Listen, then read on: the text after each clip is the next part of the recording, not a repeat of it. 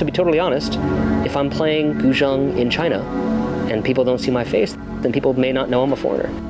Even now, people will add me on WeChat and be like, oh, wow, you're a foreigner. I only ever saw your hints. Hey, I'm Yukes. I'm an American guzheng player. I combine guzheng and xiao, dizi, bawu, hulungsi, all these traditional Chinese instruments with contemporary electronic instruments.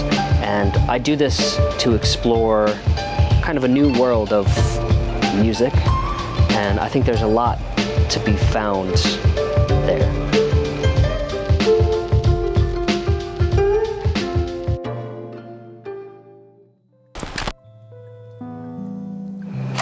So, the number of instruments, I don't have a really solid answer because it's always changing. I'm always learning new ones. It's at least 36. I started on the piano when I was really, really young. And then I started to learn the trombone, changhao, for years and years and years. Ukulele was like let's say number 3. After ukulele, I got a mandolin, which is number 4. And then I got the dulcimer, which I really fell in love with, number 5. And then banjo. Then I got some lutes from the Philippines and Mexico. Guzheng was like the 8th or 9th instrument. Very different than what I was used to, but really fun and practical to approach.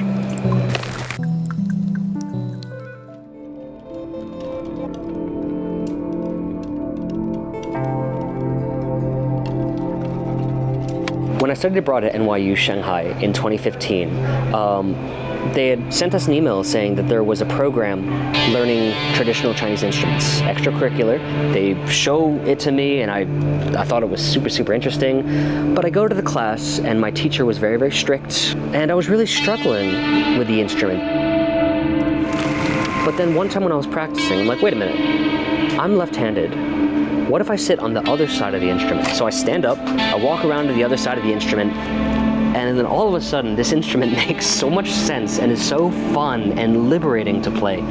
So I go back to my teacher, I ask, 我是这个手，不是这个手，这里可以吗? Like with my very bad Chinese, I'm like, can I please play here because I'm left-handed? She's like, no one does that. So I said, screw the class. I started teaching myself and invented just the whole style of playing on my own.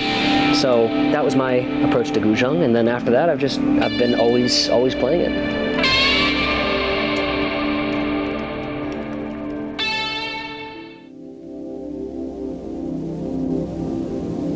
You know, I was so interested in the guzheng because at the time I was very interested in meditation and in using music as a form of relaxation and introspection. So the textures I'm aiming for with my music is that of atmosphere, of ambient music, of, you know, sit, rest, and relax for a little while. So I like to get lost in my music, both the acoustic and the electric. So the texture I'm going for is introspective, it's soft, it's charming, kind of capturing. So, you know, the texture is really about that. Personally, from an abstract point of view, what I'm really interested in is when you play a note on a guzheng, the string will resonate and the vibrations will echo throughout the wooden box. If you've ever sat in a quiet room and played one note on a guzheng, that note can last for up to maybe 8 seconds. That feeling of sustain, that feeling of something done resonating both through the air and also through your bones and the universe and whatnot, that concept of sustain is what I've always been the most interested in, even since I was playing ukulele from the very beginning. That space between notes, the silence being as loud as the actual note. So, you know, with the synthesizers and the effect pedals and whatnot, it's that sustain that I'm really trying to play with. The space between notes and how interesting, dynamic, and vivid that space can be. So, you know, that's kind of what I'm after.